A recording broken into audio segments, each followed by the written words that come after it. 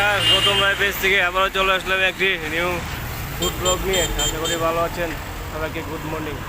আচ্ছা, চলে এসেছি একটি রুটি সবজির দোকানে। বাড়িতে তো আমরা সবসময় রুটি সবজি খাই, কিন্তু এটা একটু অত্যাধুনিক, খুব সুস্বাদু।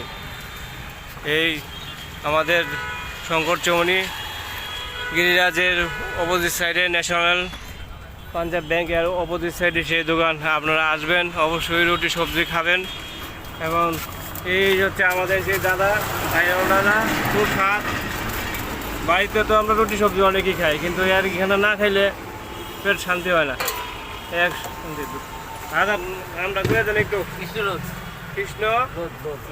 কত বছর ধরে দাদা দোকান? আমি এখানে 15 বছর। বাহ, 15 বছর ধরে দাদার এই দোকান। আপনারা সবাই আসবেন, এখানে ভিজিট করবেন। খুব স্বাদ।